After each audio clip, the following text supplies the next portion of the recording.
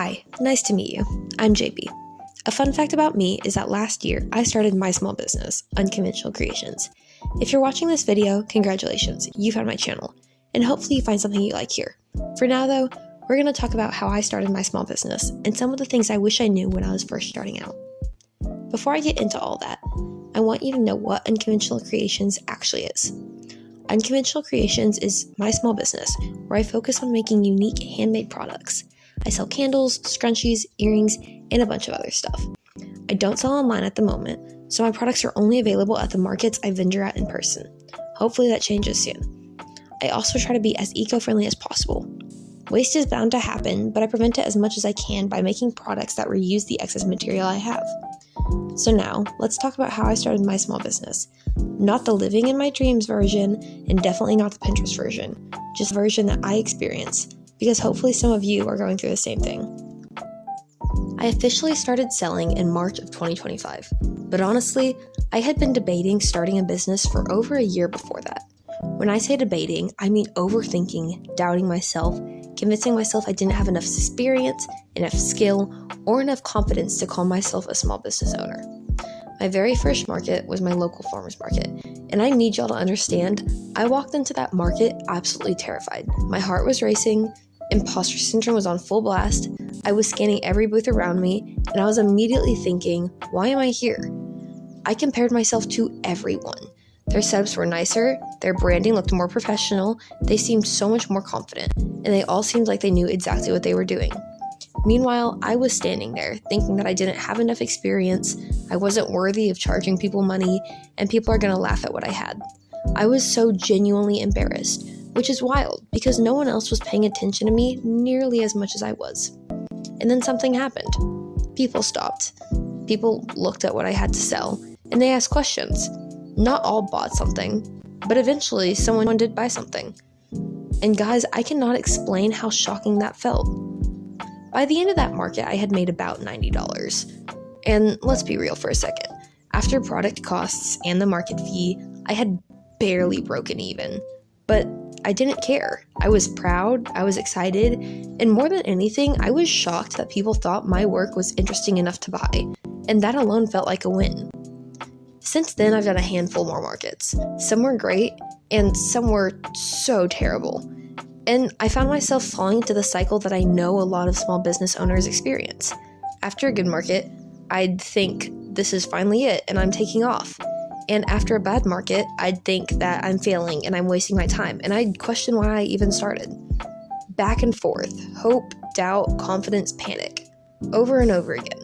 When I'm not doing markets, I take custom orders, which helps balance things out.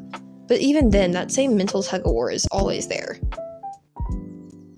So I want to talk about the things I really wish someone had told me before I started, or the things that people did tell me that I didn't fully believe. Looking back, a lot of these tips I did learn from YouTube videos or people did tell me before I actually started, but I didn't fully embrace them and I didn't realize how important they were to becoming a small business owner. Number 1, it's never too early to start.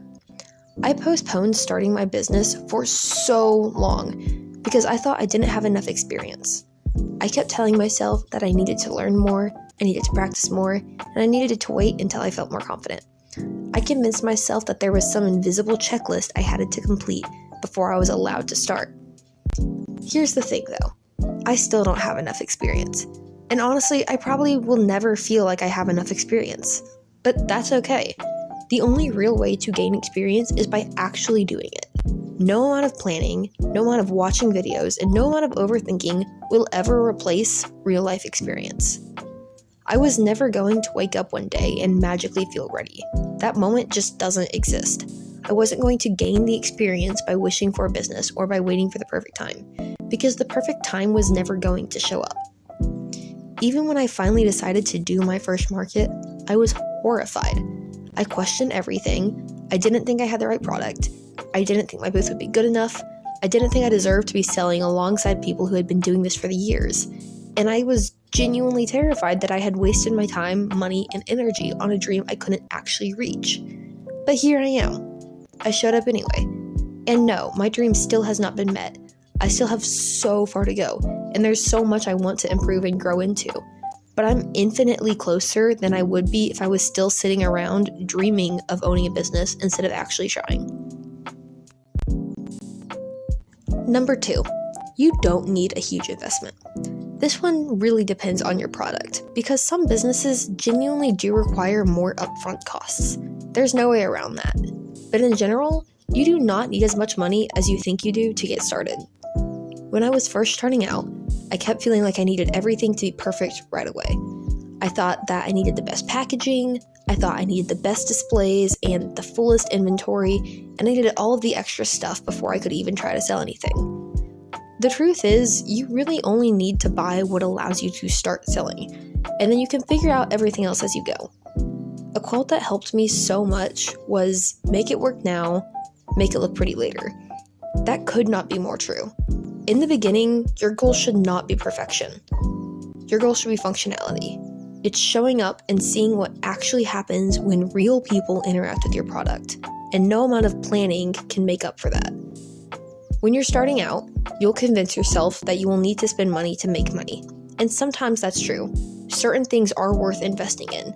But most of the time, what you really need is clarity. You need to find out what actually sells. You need to find out what customers respond to and what works for you, your time, your budget, and your energy. Because if you don't do that first, you're not investing. You're just bleeding out money with no real direction. 3. Stop comparing yourself to other booths. This one was huge for me. Honestly, it's still something I have to remind myself all the time. Every market I went to, I'd look around and I'd compare myself to other businesses. I'd see their booths, their branding, how confident they seemed when talking to their customers, and I felt behind. They looked successful, they looked put together, and they looked confident. I was standing there thinking about everything I was doing wrong. But starting my business has taught me something important. Everything is chaotic behind the surface. Always, no matter how polished something looks on the outside, there's usually a lot happening behind the scenes that you don't see. Customers only get to see what you choose to show them. They don't see the late nights you spend. They don't see the mistakes, the stress, or the self-doubt. They don't see the moments where you question if any of this is worth it. All they see is what you let them see. So if you want to look polished and successful, that's totally fine. But you may want to be more vulnerable and transparent about where you're at, and that's also completely okay. There's no right or wrong way to show up. But the moment you start comparing yourself to the people around you, you stop focusing on your own growth. You start doubting your choices, you start doubting your progress, and even your reasons for starting in the first place. Comparison will kill your confidence faster than anything else. Number 4. Don't sell yourself short. This one, please hear me out on this, because this took me way too long to learn. For so long, my mindset was that things needed to be cheap for people to buy them. I believed that if prices were low enough, people would be more willing to take a chance on my product. That's not actually true. Underpricing your product is just as damaging as overpricing it, just in different ways. When something is priced too low, it doesn't always come across as a good deal. Sometimes it just looks low quality. It can make a customer question the value of the product or wonder why it's so cheap in the first place. Yes, overpricing it might drive some people away. That's definitely a risk. But underpricing it will also push people away, just more quietly. It attracts the wrong expectations, burns you out faster, and makes it harder to grow in the long run. Your prices should reflect more than just materials. It should respect your time, your effort, your learning, and your skill. Give yourself that credit.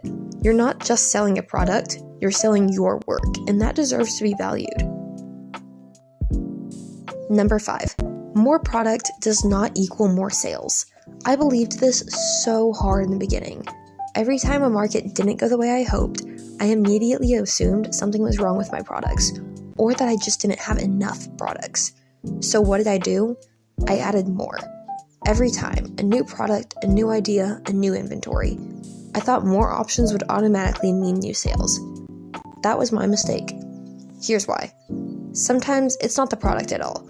Sometimes it's your display, your presentation, or the market you're vending at. Not every market has the same crowd, and not every crowd is your crowd. And that's something I had to learn the hard way. But it's very clear when a crowd is interested and when they're not. Finding your target audience matters just as much as the product itself. And trust me, I'm still figuring this out too. But after a while, you notice patterns. You can tell when people are genuinely interested, when they ask questions, when they pick things up, and you can tell when people don't care and when they just walk by. Pricing also matters so much more than you think. If something consistently isn't selling, try adjusting the price before cutting it completely. Sometimes a small change in the price can make a huge difference in sales. Adding more products just adds more stress, more costs, and more confusion for you and your customers. There's nothing wrong with adding new products when it makes sense, but don't add new products solely because you're not getting customers.